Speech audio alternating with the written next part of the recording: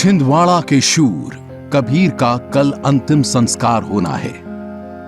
छिंदवाड़ा के इस शहीद पर देश को गर्व है, लेकिन सच तो यह भी है कि इस परिवार पर गम का पहाड़ टूटा है। कबीर की सैलरी पर ही परिवार का गुजारा होता था।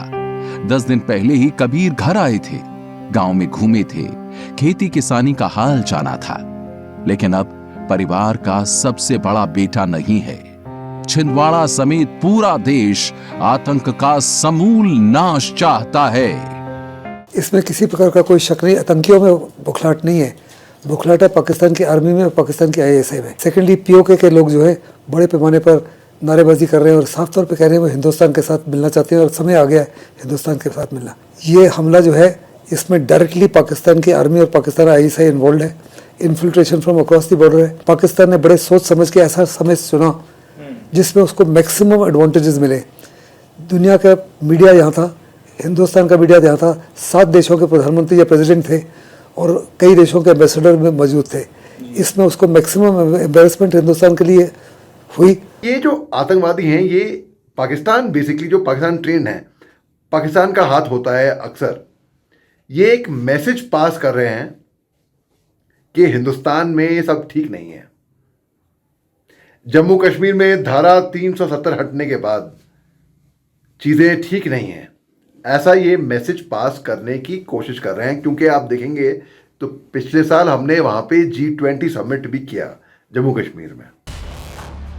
11 जून की देर रात जिन आतंकियों ने डोडा में दहशत फैलाई थी, जिन्होंने राष्ट्रीय राइफल्स और पुलिस की जॉइंट चेक पोस्ट पर फायरिंग की, उन्हें जहन्नुम में भेजने का प्लान एग्जीक्यूट किया जा रहा है। चूंकि डोडा का चट्टर गला इलाका पहाड़ी और घने जंगलों से भरा है, इसलिए सर्च ऑपरेशन थोड़ा लंबा खिंच रहा है। सेना और एसओजी ने कठुआ पुलिस को भी अपने साथ जोड़ लिया है। पाकिस्तान में बैठे मास्टरमाइंड को बुरी खबर बस मिलने वाली है। बहुत बड़े पैमाने पर हिंदुस्तान ने फैसला कर लिया है कि इन आतंकवादियों को का खात्मा किया जाएगा।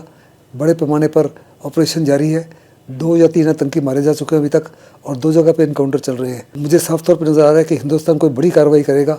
हमारी डिसाइसिव सरकार है, बन सके एक मजबूत सरकार है और अभी समय आ गया है कि एक दोबारा सर्जिकल स्ट्राइक की जाए, बालाकोट की तरह या उरी की तरह। लेकिन इसका वर्णन करना सही नहीं होगा। लेकिन मुझे ये पक्का यकीन है कि पाकिस्तान को सबक सिखाने का समय आ गया है। जहाँ देश की सॉवरेनिटी का ताल्लुक है, देश की एकता का और अखंडता का ताल्लुक है, बड़ा लाजमी है कि पूरा देश एकजुट होकर सरकार के पीछे खड़ा हो। मेरे ख्याल से वक्त आ गया है कि जैसे हमने 2016 में इन पे सर्जिकल स्ट्राइक की थी, फिर उसके बाद 2019 में बालाकोट एयर स्ट्राइक करी, ईरान ने भी बेइज्जती करी है, इनकी घर में घुस के इनको मारा है, इन पे स्ट्राइक्स करी हैं घर में घुस के इनकी सरहद में।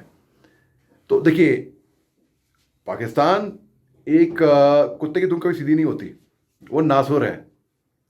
तो वो घड़ी घड़ी ये कोशिश करता है, तो हमको भी अभी एक जवाबी कार्रवाई बनती है इनके ऊपर। और बातचीत तो भाई साहब आतंकवादियों से नहीं होगी।